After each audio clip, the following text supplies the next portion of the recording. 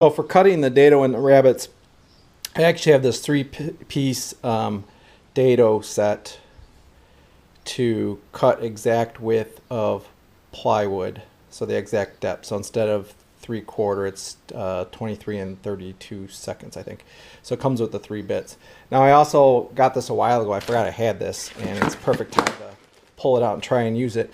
And that's the perfect fit dado jig. So I've got these edge guides. So I bought this. I've never used it, never put it together. Now for this, they say don't use the 3/4 bit, use the 1/2 inch bit. So basically you set the depth from your line 3.5 inches out, do your first pass, adjust this edge here. I guess I can show it here. So you do your first pass 3.5 inches out, and then you move this out 7/32 and do the second pass, and that should give you a perfect dado. So I got a scrap piece of wood that I'm going to try this on first. So I'll try it there, but I'm going to put this together, figure out how to put this together and show it, and take it from there. So this, of course, is where woodworkers get in trouble, right? So my router is not a Porter cable. I thought it was. It's actually a Craftsman. So this plate doesn't even come close to where the screw holes are. The instructions say for a Porter cable. So I pulled out my Hitachi, or sorry, my mastercraft router, but that is mounted to my horizontal router table. So I really don't want to take that apart. I measured the holes and it wouldn't fit anyway. So my other option is I do have a Porter cable, but it is mounted to my router table. So I can unmount that engine, take it all apart, not engine, the lift, take it all apart and take that out of there. I don't really like the Porter cable that came with this table because it's not variable speed. So I might take this out, use it for this, since this is what it would be used for. Then it'll be all work. It's the right router for this. I've got the base for that. It lines up here perfectly. So if I do that, we would be all good. The other option I have is to try to take apart my Craftsman and see if it will fit in here, but I don't think it will. So I think for now I will take apart my router table, remove the Porter cable from there, put it back in here, and then get a variable speed router for that, which is what I wanted in the first place. So of course one project leads to 12 other projects, but we will survive. Okay, I got this jig hooked up to my Porter cable. I took apart my router table. Wasn't that easy, just it slid right out. I thought it'd be more work. And then that template goes on these rails.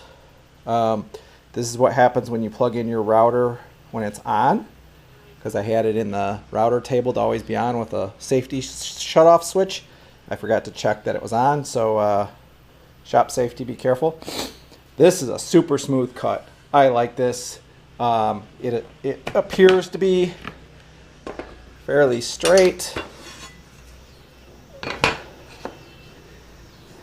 Yep, that's dead on. That's awesome. So as long as you measure this.